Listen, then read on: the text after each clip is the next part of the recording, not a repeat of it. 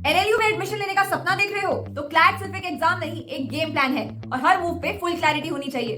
इस वीडियो में मिलेगा तुम्हें क्लैट का पूरा breakdown, eligibility, syllabus, exam pattern, marking scheme और वो सब कुछ जो हर एस्पिरेंट को पता होना चाहिए। क्लैट यानी कॉमन लॉ एडमिशन टेस्ट, ये एक नेशनल लेवल एग्जाम है जिससे 5 ईयर यूजी और 1 ईयर पीजी लॉ कोर्सेज में एडमिशन मिलता है।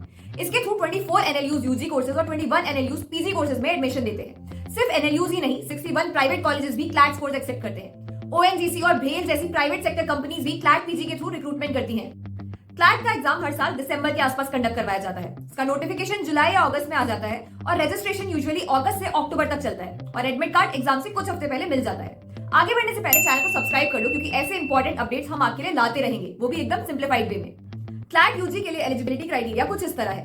कैंडिडेट्स को क्लास 12 या इक्विवेलेंट एग्जाम 45% मार्क्स के साथ पास करना जरूरी होता है। वहीं SC/ST कैटेगरी के लिए ये मिनिमम एग्रीगेट है 40%।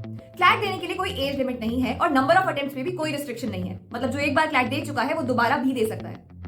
क्लैट पीजी का एलिजिबिलिटी क्राइटेरिया ये कहता है कि कैंडिडेट्स ने अपना 3 ईयर या 5 year LLB program successfully complete किया होना चाहिए with minimum aggregate of 50%, SC/ST के केस में 45%। इस एग्जाम में भी कोई एज लिमिट या रिस्ट्रिक्शन और नंबर ऑफ अटेम्प्ट्स नहीं है। क्लैट यूजी एग्जाम पैटर्न के अकॉर्डिंग एग्जाम 2 घंटे का होगा और ऑफलाइन यानी पेन एंड पेपर मोड में कंडक्ट कराया जाएगा।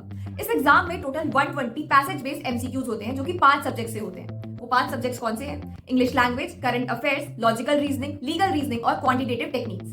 पेपर टोटल 120 मार्क्स का होता है जिसमें हर सही आंसर पे आपको मिलेगा 1 मार्क और गलत आंसर पे -0.25।